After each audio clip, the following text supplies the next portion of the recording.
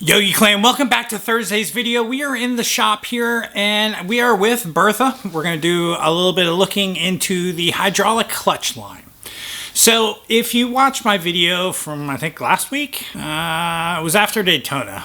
I'll put a link to the video above. But I told you one of my three problems I had was the cracking in the grip, clutch feeling like it was slipping and my front brake light switch was out. So the clutch, I rode the bike today for the first time since Daytona. I've been riding the Fat Boy instead the past couple weeks since we came back. And today I took the Ultra out to go to work. My truck's in the shop, so I took, hey, let's hop on the bagger and go to work. So that's what I did. And as I was doing it, I was trying to pay real close attention to what was going on with the clutch. And I would find that as I would shift and let it out, and let the clutch out, it almost felt like the clutch plates were coming close to close, but not quite all the way, and then slowly they would press back together and fully catch, and then the bike would run fine. So it seems like every time I shifted, I could slightly get it to slip or not slip, depending upon how I was with the throttle. So under normal, like slow traffic, bump and go traffic, stop and go traffic, it really wasn't a big deal. Where it comes out really is when I'm hitting the gears and I'm trying to get on an on-ramp or get up to speed or something of that nature. Then I can feel it. So it felt to me like the clutch was just taking a while. It felt like it was dragging is what it felt like it was doing. So if you remember in the video that I did, I'll post a link to this above. Also, I did a T-clock inspection on the bike. And I just quickly looked at the fluid, noticed that it was filled up to the correct location, but I did make a comment that looks kind of dirty. We'll check this one later, but we'll check it now. Fluid is adequate in the clutch also. So it's starting to look a little cloudy, if you remember that video. So I'm kind of circling back to that problem for a minute because it's a quick, easy fix. So before I start ordering clutch plates and everything else, I'm just going to flush the line again. I did this like a year ago, but I've ridden in a whole lot of rain in the past year. Let's take you up there. Let's take the cap off so you can see what I mean. Break these screws. Break them open. Take this cap off. If I look at this boot, there's one thing that I notice. Can you see the condensation on the top of this boot?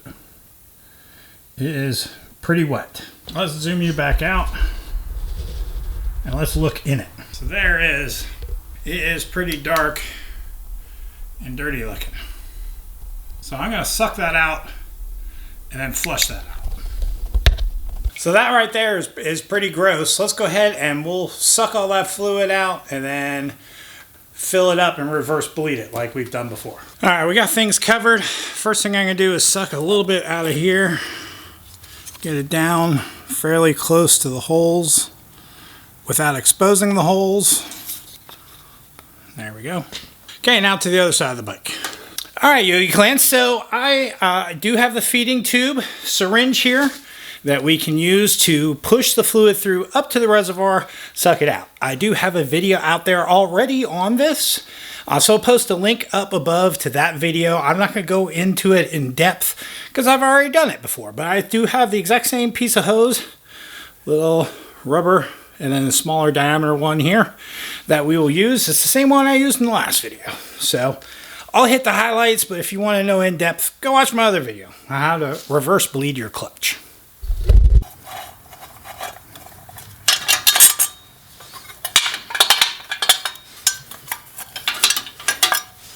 No matter how clean you try to be, this will always be a mess to some degree or another.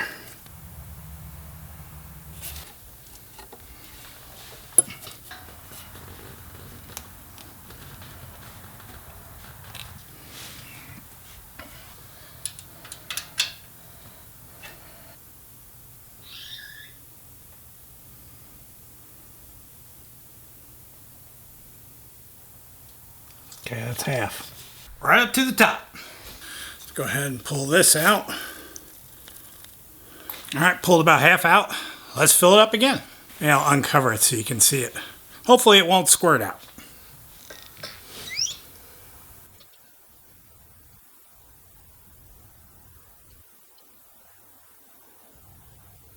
This cover back on. Okay. Clean. That was overall that was the biggest mess I had was right there. Make sure we're tight. Really careful with that because that will strip really easy. You don't want to do that. Well, there you go. So I guess we'll figure out tomorrow morning. We'll take it for a ride when we go back to work tomorrow, and I guess we'll figure out if we fixed it. Heavenly Father, Hail Mary, who in heaven, heart above. Later. All right, y'all. So it is late afternoon. I said we record this on the way to work, but I forgot I left all my camera gear at the office. I didn't have any of it to record on the way in. So we're going to record it now on the way home. And honestly, on the way in, for me, the jury was still undecided whether last night's work truly fixed my clutch or not. Maybe I'll take 85 home because that should be some stop and go traffic. Maybe that, as opposed to 485, which is kind of like get on the highway and go. Maybe that will give me a better indication of what exactly is going on. I do need to get some fuel. So you can see when I'm in gear, right? So we're in 5th gear, hit the throttle. Everything just normal, right? Now let's go down to 4th. And then we'll hit the throttle and go up to 5th. Hit the throttle, good, 5th. See, there it sounded good. There it was like it caught right away. Because remember, my problem is when I let the clutch out, it felt like it just wasn't engaging the gear. Like it took a while. Man, that sun's bright. It took a minute for it to engage the gear. It wasn't like that. You know, you let the clutch out, you hammer it, and it's in gear, you're gone and good. No, this would be like it's like you still had the clutch kind of part way in, you know? And then you were slowly letting it out to engage. That's kind of what it felt like. Now, does the clutch feel any different now that I changed the fluid? It may feel, well, no. Maybe a little bit stiffer? I don't know.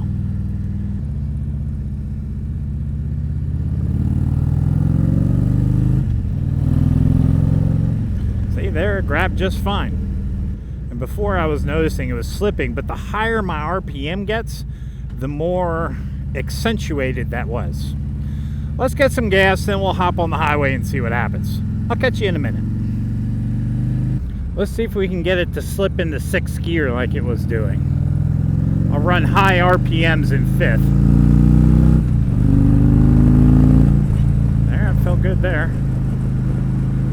These people will get out of the way.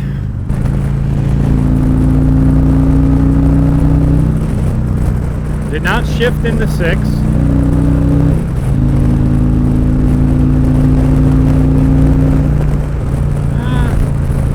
That felt okay. See, and now that the clutch is fully engaged, it's fine. It runs like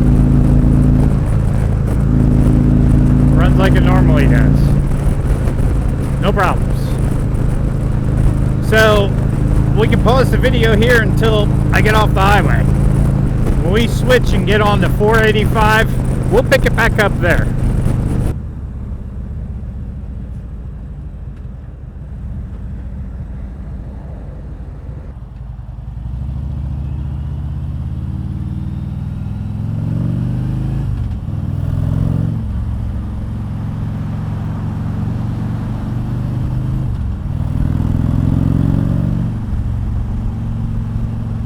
Alright, so this little bit of Charlotte traffic is really actually kind of helping me test this because it's probably heating it up.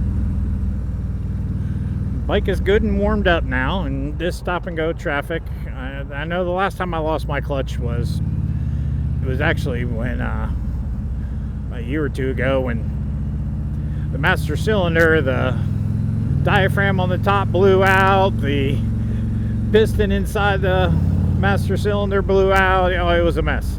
But anyways, that happened in stop and go traffic. So here we are in stop and go traffic, and it's given me good opportunity to test my shifting to see if it's engaging. Yeah, that sounded fine. We hadn't even made it to 480. We're not even halfway to 485. Okay, we're down in second now. Let's get high RPM. Oh, there. See, it caught beautifully there.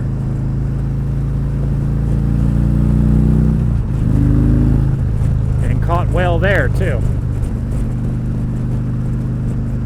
We're in fourth right now. But it wasn't really the lower gears. It was the higher fifth and sixth that I was having problems. Let's go to fifth. Yeah, theirs seemed fine. Alright, let's get the RPMs up and go to sixth. Yeah, see? There, it caught just fine. So maybe that did fix it. Maybe it gave it the pressure that it needed to get it in the gear. You know, maybe that fluid got some moisture in it, some dirt and debris in it, and it just lost its ability to compress. So I'll keep you updated as I know more, but I would say for now, it appears to have helped the situation. I won't say it fixed it, but I think it has definitely helped it. I'm sure with the orphan run this weekend, we'll be having some fun riding around town, so if I'm on this bike, I'll probably be on Miss Piggy for quite a bit. But if I am on this bike this weekend, riding with my club will probably tell me whether or not the problem is fixed. So for right now, we'll just leave it with, I think so, but I'm not quite certain. Let's say a little prayer. Heavenly Father above, yes, please fix this. Ain't nobody got time for that. Bye, y'all. Love you guys. Thanks for joining. If you got any feedback, let me know. Post in the comments below. Next step, if this doesn't fix it, I'm probably going to be putting new clutch plates in there and new springs. So that will be step number 2. We just thought we'd do this first, you know, do the free and easy thing, right? See if that fixes it. If not, we'll notch it up a step and go to the next level, and that would be plates and springs. So I'll catch y'all on the next one. Thanks for joining. Love you guys. Peace.